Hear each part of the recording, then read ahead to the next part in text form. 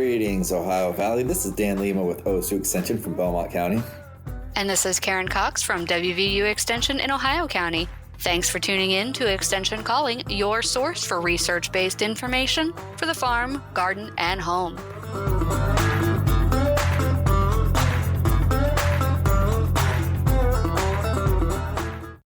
Hey friends, we need your help. In order to help keep this show going, we need to hear back from you.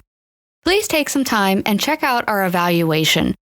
Let us know if you like the show, and especially, let us know if you've used any of the information you've gained from our show.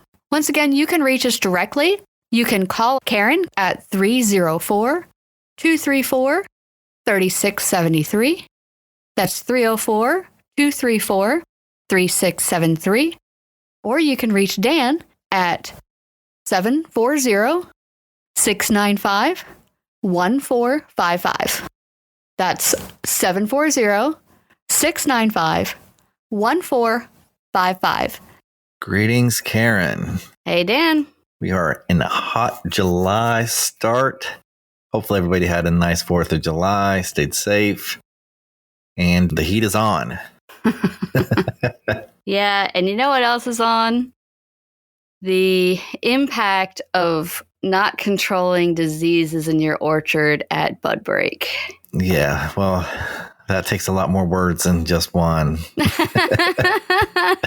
Well, it's me. I can't do it in just one word. It's just not my personality. Yeah, usually for most diseases, of course, there's a variation, but typically moisture and heat go hand in hand, and burning things up with disease, I guess. Well, especially when you say burning things up. I mean, this is like the most common phone call and email I've been getting is Fireblight. I know. This year, the majority of infections were probably, we had notifications come out for April 14th and April 21st. So that is likely when the infection happened that you are seeing in your trees right now. Exactly. And of course, Fireblight symptoms are those burnt-looking shepherd's crooks at the top of the stems on the new growth of the tree. Yeah, and now, you're right, now is the time when everyone notices it, they call in, and it's unfortunately one of those conversations where you have to say, you can't do anything.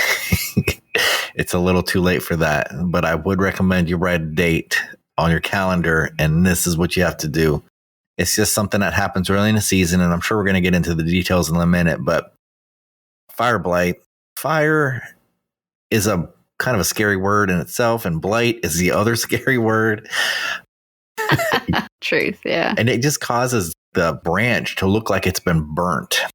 Burnt means it's black, and it has that famous shepherd's crook that we always talk about. But it's a very visible disease. It spreads rapidly, and once you have a black-looking cooked branch almost, it's not going to produce anything. And if it does, it's producing very ugly fruit. Well, a lot of times that branch is completely dead. And so people always want to how do I stop this? How do I fix this problem? And unfortunately, right now, there's not a whole lot you can do. There is a debate out there as to whether or not you can prune out these infected limbs at this stage of the game. And I've been looking into other recommendations from other universities and extension specialists, and I think I've come across a pretty good compromise, let's say. So when you prune Fireblight, you have to recognize, first of all, that it's a bacterial infection. And bacteria, we all know, are super tiny, and they love to hitch a ride on your pruners. And they also love to hitch rides on raindrops. And so when you leave that new open wound from pruning, there is a high potential for that wound to then get infected and then spread the blight further. So if you are pruning properly and you're pruning back to the branch collar so it can heal properly, you are potentially moving that infection from the tip of the branch back to the main stem. And so we don't want you to do that. I have in the past always advised to not prune right now, especially if we're getting a lot of rain. So it gives an opportunity for those spores to go down into and reinfect that plant. So the partially acceptable compromise here is to prune improperly and to leave that ugly stub so that you're cutting out the infected part to remove potential opportunity for new spores to spread, but you're leaving a wound that you are then going to go back and prune out this winter so that when the bacteria is dormant, then you're going to make that clean cut. So let's talk about the infection process. I think this highlights how it ends up at the tip of the branch, the way you're describing it. So this is bacteria, and the bacteria can overwinter in these cankers that form at the base of the branches, at the buds, right? And what they'll do is they'll basically have spores, and the spores get released by the wind, get moved, and this is early on in the infection process. And at this point, you're not noticing much. Your plants are just in flower, and that's what happens. The flower is an opening from the outside to the inside where the ovules are that then give rise to the seeds, and then the tissue around the ovules then give rise to the fruit that we eat.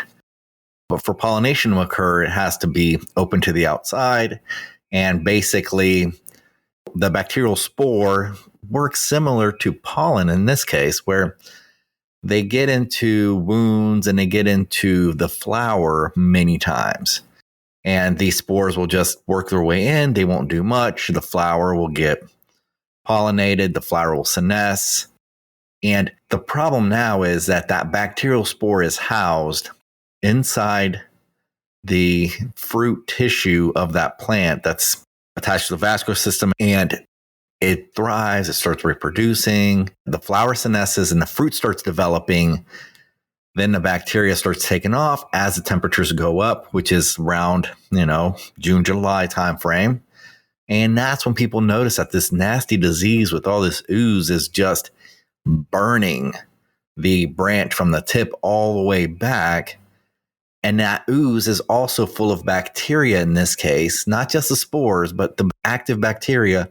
And flies and tools can spread it from tree to tree to tree as you're trying to prune it. Because like Karen was saying, a lot of times when we try to prune stuff out, we try to maximize what's good. Just because you're not seeing the symptoms in a very visible manner doesn't mean that the bacteria is not there. And when you cut that, you're still picking up the bacteria, and then you're cutting other things, and you're still spreading that bacteria from tree to tree to tree. And before you know it, you've infected almost all the branches, and your tree is not in good shape.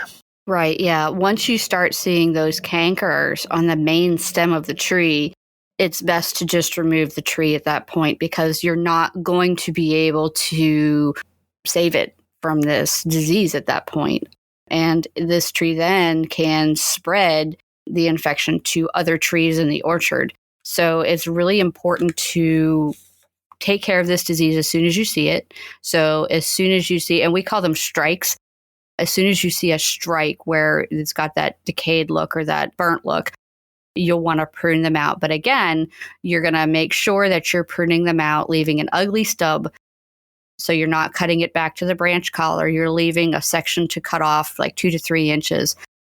Then you want to make sure that you're cleaning your pruners after every cut as well. So take a paper towel and some rubbing alcohol out to the orchard with you or out to your tree with you, and just wipe off your pruners after every cut. And that's going to help to reduce your impact of spreading this disease. But also recommend, as you're handling that canker, that spore-filled branch, you're also getting it on your hands or your gloves. And so keep one hand for touching the healthy tree and one hand for touching the sickly part of the tree.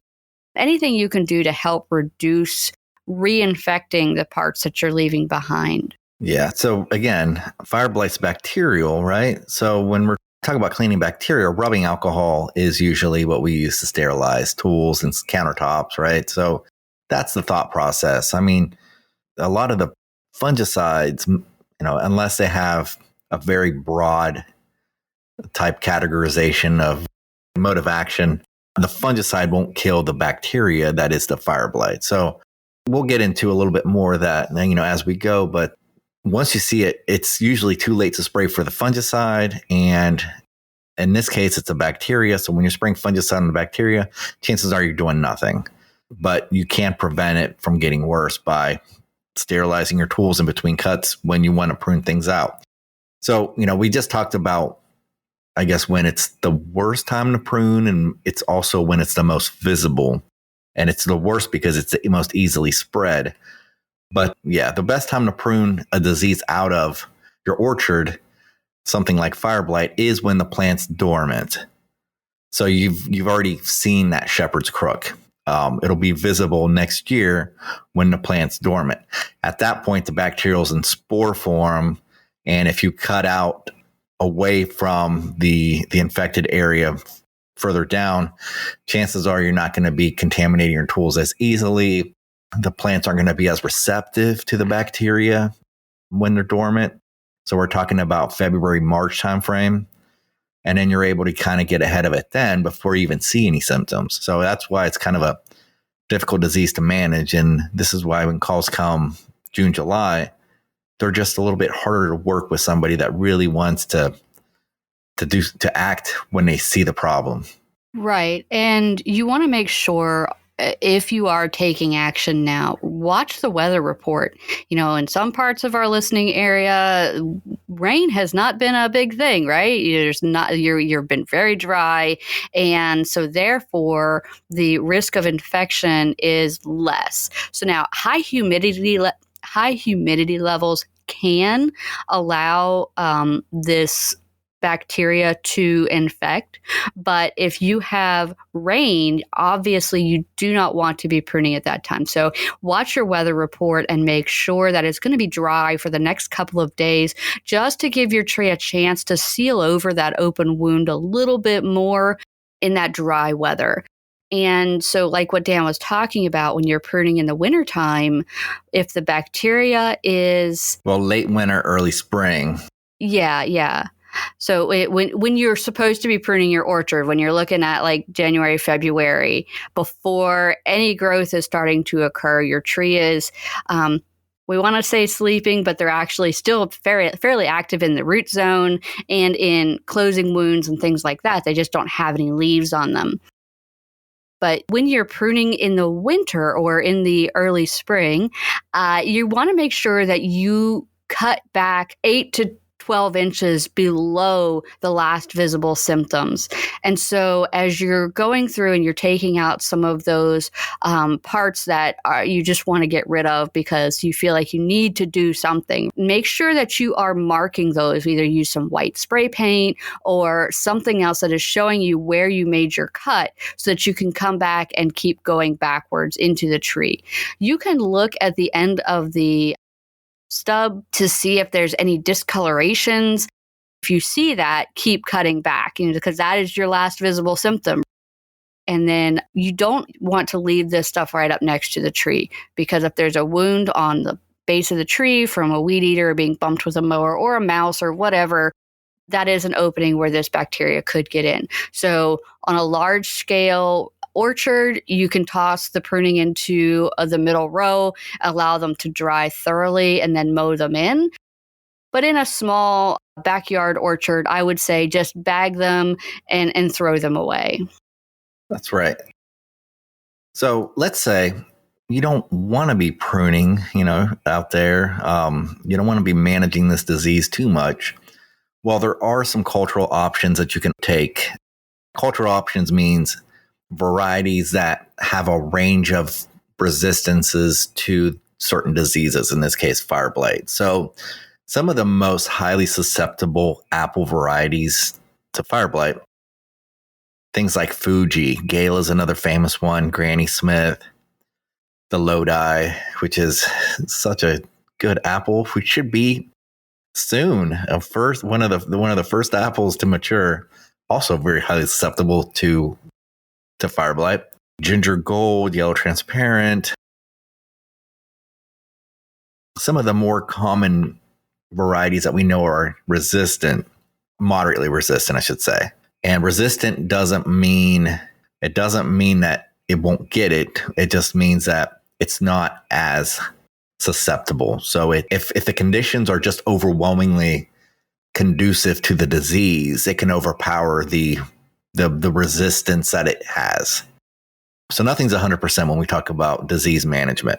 But some of the ones that will give you less severe symptoms as compared to the more susceptible ones would be things like Red Delicious, Liberty's a good apple, Enterprise is one, Jonah Free, Pristine, and Gold Rush if you like the more yellow type apples or the green apples. And, when we talk about Fireblight, you got to remember that pears and apples are very closely related. In fact, they can be grafted onto each other without much problem. And there's that range again of susceptible and resistant. But what I have found is many of the orchards kind of get away from a lot of the pears because pears seem to be more susceptible to Fireblight than most apples, even though there is that gradient of resistance from highly susceptible to moderately resistant. A lot of people, if they have a major problem with Fireblight, seem to get away from the pears more so because culturally it seems that apples have a little bit better resistant to it. And the pears would be something that if you had one tree, just a handful of pear trees or one tree, and then you have 5 to 10 times as many apple trees, well, you're basically harboring a disease in the close proximity of those other trees.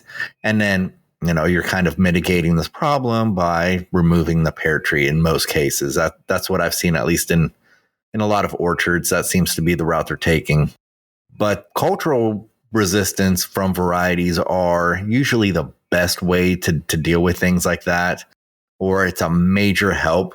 But, if you do want to plant something that is highly susceptible, then there's things you're going to have to be doing, especially early in the season. Copper seems to be the spray, the chemical that does the best in killing the bacteria. Remember, it's not a fungus, so you can't just use a fungicide. You have to use something that'll kill bacteria. In this case, coppers. So trees with a history of Fireblight should be sprayed with copper-based pesticides to reduce the buildup of bacteria on buds and bark, and that should be applied at silvertip. So remember how I told you how the infection process works when that flower opens. So now what you're doing is you're making sure that the branch and the buds are clean before they open. So this is at silvertip. So yeah, we're talking March timeframe. Right. And silvertip is when your buds are just starting to expand and they kind of get like a silvery fuzz on them, which is why it got its name like that. Other things you can do beyond choosing a resistant variety is you could choose a variety with a resistant rootstock on it. So there are 2 really good rootstocks that are resistant to Fireblight that we recommend for this planting area based on our soil types and temperatures. And that is M111 and M7. And those are both resistant to Fireblight. And of course, your rootstock's resistance is going to transfer to the tree's resistance. So you can choose a apple that is already resistant, or you can choose one that maybe isn't resistant and provide that resistance through the rootstock. Yeah, and we've discussed so that predicting when it's going to rain and when it's not going to rain is just not happening. You can't plan this stuff out. It's like every month is different. Right. Yeah, and so there's a couple tools out there that are available to help people who have orchards or just a backyard tree. And one of those tools is the NUA website, which we have talked about multiple times in the past. Basically, what these 2 websites do is compile the growing degree days available for your area. Now, recognize with NUA, again, that they are based on the closest weather station to you. And for our area, it's the Wheeling Airport. Airports, of course, have a lot of wind, a lot of sun, and extra heat from the tarmac and everything. So recognize they're going to give you a little bit earlier of a date than you may have on your farm. But I did want to set up 2 newsletters, one for Ohio and one for West Virginia, that people may be interested in subscribing to. And so there's the Ohio Fruit News, which is run by Melanie Ivy. And then there are the West Virginia Orchard Updates, which are run by Candace DeLong. And if you want contacts about those, they'll be in the show notes, or you can reach out to us at our offices and we can give you the information for those newsletters. But if you have an orchard, I highly recommend subscribing to one of these newsletters or both of them, because they do cover different topics, but to give you the most up-to-date information on what's going on. So the West Virginia Orchard Update, we get your fire blight risk is high this weekend. Start treating with your streptomycin if you are running an orchard. But it also includes information about insects and when you need to start putting your traps out, biofix dates and things like that, and when you're going to start to treat for preventing those pests. And I was about to throw this in, and you just kind of did. We did talk about copper-based pesticides for getting ahead of fire blight and spraying those when a plant's silver tip before bloom. But streptomycin is the other chemical that you would use to treat bacteria. So streptomycin is an antibiotic. Antibiotics kill bacteria. I want to say this is probably the more expensive route to take rather than copper. It is, most definitely. It's probably a little bit more successful as far as killing the bacteria, but it is more expensive. And because it's an antibiotic, you really have to make sure you're watching the recommended rate on the label. You can't make more than 3 to 4 applications per season, because then you start breeding resistance. Even 3 to 4 is, it's quite a bit. And do not use streptomycin after symptoms have developed. So again, just like copper, when we were talking about treating for fire blight, this is something that you're doing at the silver green tip stage back in March, as opposed to something you're doing now. So right now, there's really even the stuff that is labeled to kill fire blight bacteria, it's not going to work right now just because of the chemistry of the products, the levels of the infection as far as like the number of pathogens there. 99% kill of 50 million is still a lot of bugs. It's not the same as insects because we're talking microscopic. And at microscopic levels, the numbers of pests are just huge beyond being able to work with from a spraying management perspective. But it is the other option for fire blight specifically. But, it does comes with its unique limitations as far as the label goes. And because you are dealing with an antibiotic, there's also a little bit more responsibility on the sprayer. Yes, very much so. And that goes for all chemicals, because we don't want to have those resistances build up. So we do expect anyone spraying these chemicals to understand rotation of chemicals and when to use what. And if you'd like to learn more about that, of course, you can reach out to your local extension office. But I just wanted to do a quick review of what we've talked about today. When you're managing fire blight, well, of course, you want to make sure that you are doing good cultural practices, pruning out cankered limbs and branches while the infection is dormant in the winter, and making sure that you're pruning out 8 to 12 inches below any signs of dead bark. And then you also want to, like Dan was suggesting, put out the copper-containing fungicide or bactericide at or shortly after green tip. That's going to significantly reduce the number of new fire blight bacteria produced and spread. Now, very early in the season, as your leaves are coming up, you're going to want to look around and to locate any blighted limbs that are showing signs of necrosis or dieback, especially those along the main stem, making sure you prune those out, cleaning your pruners. That can reduce the chance of later infections. Then you want to also, of course, before you even started all of this, hopefully you've researched what types of apples are more resistant, what rootstocks, et cetera, et cetera. But you also want to make sure you're keeping your trees healthy by providing them the adequate nutrients, by getting soil tests done, and avoiding nitrogen fertilization or excessive nitrogen fertilization, especially early in the year, which would cause excessive shoot growth and therefore increasing the area on the tree that can be infected.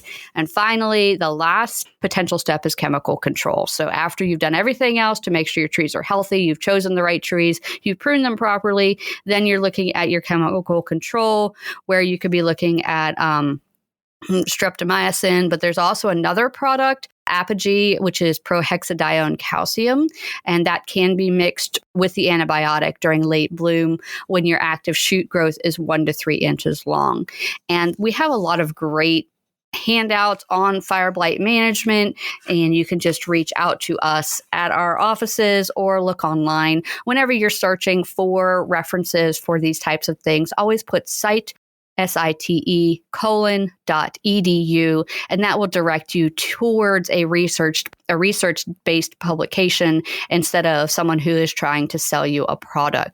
Anything else, Dan? The only thing I'm going to add to that is, even though you can't control fire blight now, you can manage the insects that are just sucking the infected sap from one tree to the other. So there is still things you can do to help keep the spread from happening too much now, is not only cleaning your tools, but also managing the sucking insects from spreading it to other parts of your orchard.